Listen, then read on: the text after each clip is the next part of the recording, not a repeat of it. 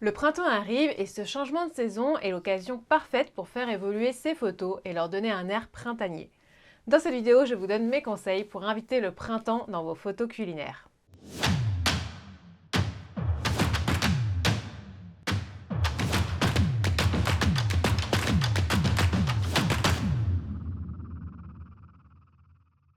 Bonjour, je suis Mélanie Roussel, aussi connue sous le pseudo Les Recettes de Mélanie.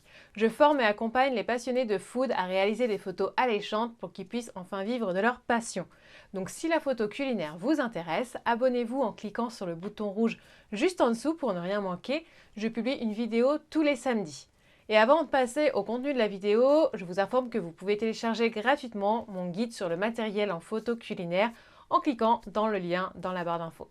En automne et en hiver, je vais avoir tendance à créer des photos plutôt dans un style sombre, dark and moody, car la lumière est moins présente, on sort moins, on a cette ambiance mystérieuse et sombre qui se prête plutôt bien à ces saisons.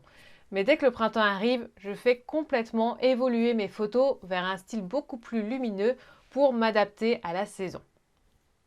Premier conseil pour faire évoluer vous aussi vos photos avec une touche printanière ou estivale, ça va être d'utiliser une lumière dure.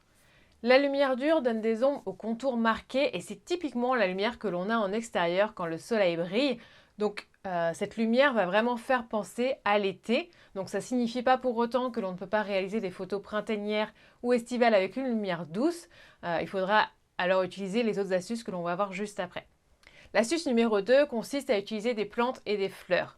Le printemps est la saison des bourgeons, des fleurs, donc on va en profiter pour en ajouter sur nos photos car cela donne tout de suite cet effet printanier.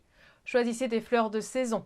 Vous pouvez opter pour des fleurs ou des plantes fraîches, artificielles, ou des fleurs comestibles ou des herbes fraîches que vous allez pouvoir utiliser dans vos plats et recettes. Troisième conseil, utilisez des fruits et légumes de saison.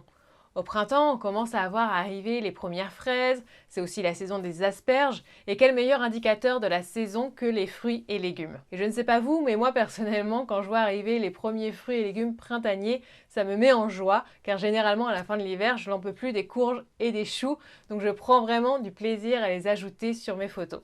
Quatrième conseil, ajoutez de la couleur à vos photos.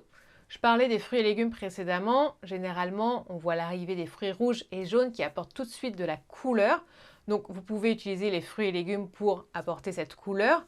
Et puis, quand vous réfléchissez un petit peu, quelles sont selon vous les couleurs qui correspondent à l'automne et à l'hiver et au contraire, celles qui correspondent au printemps et à l'été? En automne et en hiver, on va avoir plutôt des couleurs sombres, du marron, du noir, du vert foncé, mais aussi du blanc avec la neige. Alors qu'au printemps et en été, on va plutôt avoir du jaune, du rouge, du vert pétant. D'ailleurs, ça se voit aussi sur les tenues que l'on porte plus généralement en été et au printemps qu'en hiver et en automne. Ça va vraiment être des couleurs assez pétantes, vraiment des choses plus fun. Et bien, en photo culinaire, donc on peut utiliser les fruits et légumes. On va peut-être choisir aussi des fonds plus clairs ou colorés, tout comme les accessoires de stylisme. Peut-être que les couleurs seront uniquement sur le sujet, mais l'important est qu'elles soient présentes. Dernier conseil, n'hésitez pas à sortir de chez vous pour vos photos. Prenez vos photos en extérieur, qu'il s'agisse d'un pique-nique en forêt, à la plage, d'un déjeuner en terrasse. Ces ambiances indiquent tout de suite qu'on est soit en été, soit au printemps. D'ailleurs, dans la vidéo de samedi prochain, je vous donnerai tous mes conseils pour reproduire ce type d'ambiance extérieure, que ce soit la plage, la forêt et autres, en intérieur, chez vous, en studio. Je compte sur vous pour donner également vos astuces qui vont permettre d'ajouter une petite touche printanière à vos photos. Si vous avez aimé cette vidéo, je compte sur vous pour mettre un petit pouce en l'air car cela m'aide énormément. Merci beaucoup et à samedi prochain.